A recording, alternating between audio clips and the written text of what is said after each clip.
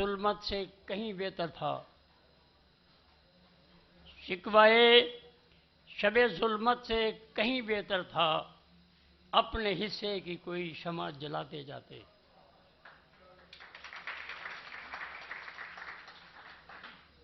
اندھیرا اندھیرا اندھیرا، اس کی گردان کرنے سے اندھیرا دور نہیں ہوگا۔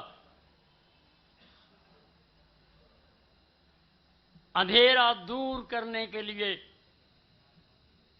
اس بات کی ضرورت ہے کہ آپ کوئی شمع جلا دیں۔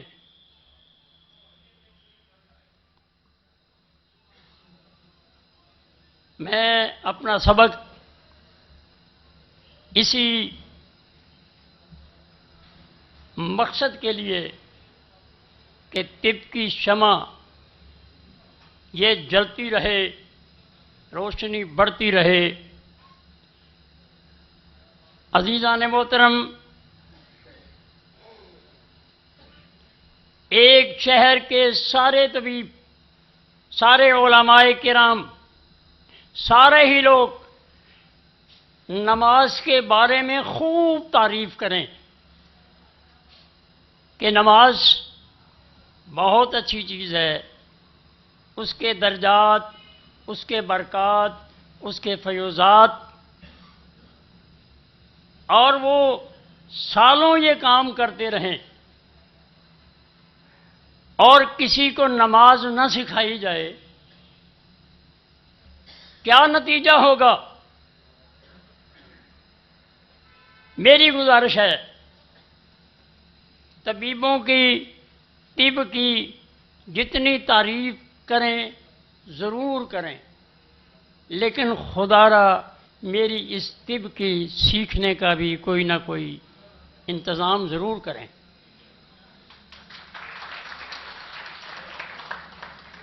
نہ ادھر ادھر کی بات کر، یہ بتا یہ قافلہ کیوں لٹا، مجھے رہزنوں سے غرض نہیں، تیری رہبری کا سوال ہے۔ آج کیوں یہ اداسیاں کیوں ہیں، یہ بیگانگیاں کیوں ہیں؟ آج طبیب پریشان کیوں ہے؟ اس لیے کہ ہم نے طب بھی چھوڑ دی اور اپنے پلیٹ فارم جو ہے وہ بھی علیحدہ علیحدہ کر لیے۔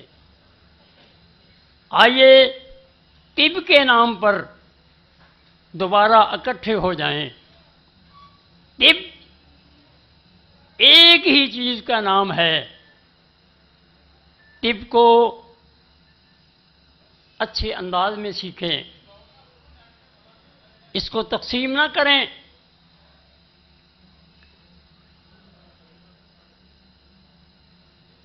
میں نے اس پہ کچھ محنت کی، میرے اللہ نے توفیق دی۔ طب یونانی کو، قانون مفرد اعضاء کو سمجھنے کے بعد پھر میرے ذہن میں یہ بات آئی کہ آج کا جو حکیم ہے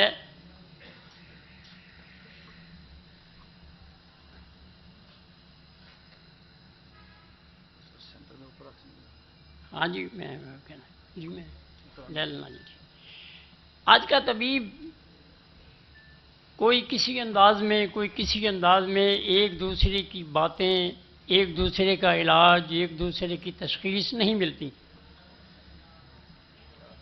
ان تمام چیزوں کو ختم کرنے کے لیے میں نے ایک کوشش کی ہے، اللہ میری کوشش قبول فرمائے، آپ کے سامنے رکھتا ہوں۔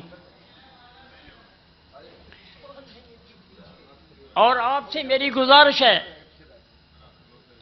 کہ جس طب میں امور طبیہ، جس طبیب کے دامن میں اسباب ممرضہ